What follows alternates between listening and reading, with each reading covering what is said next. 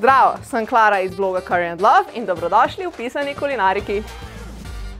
A vi veste, kje je pica doma? Ne v Italiji, ampak tukajle. V mojem srcu, pa predvidevam, da tudi v vašem. Zato bomo danes pripravili vegi pico, pa še nekaj ekstra za zraven. Pa se kar lotimo priprave testa. V skledo dodamo moko. Jaz bom uporabila kar pol gladke ter pol ostre pšenične moke. Na sredini naredimo jamico. Nato v jamico nadrobimo kvas in dodamo 1 deciliter mlačne vode ter 1 žličko sladkorja. Premešamo in pokrijemo ter počakamo, da se kvas aktivira. Nato dodamo še preostalo vodo, olivno olje in sol.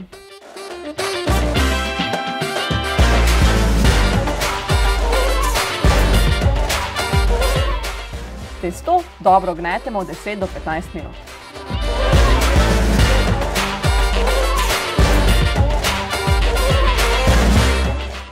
Razdelimo ga na 2 dela in damo vzhajati za 1 uro v topel kotiček.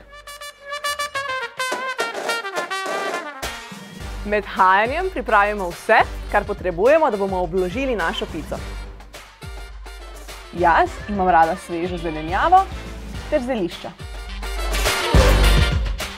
Prav tako pripravimo dobro začinjeno paradižnikovo mezgo ter veganski sir, če želimo. Na začetku sem omenila nekaj ekstra za zraven.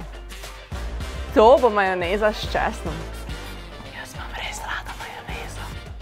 V skledico dodamo majonezo, strt česen, limonin sok, nasekljano baziliko in dobro premešamo.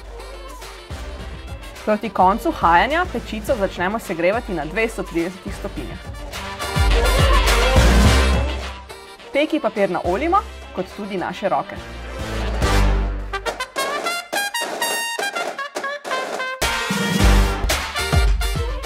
Nato testo raztegnemo,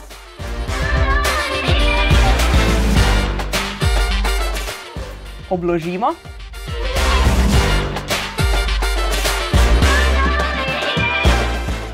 in pečemo 8 do 10 minut v segreti pečici.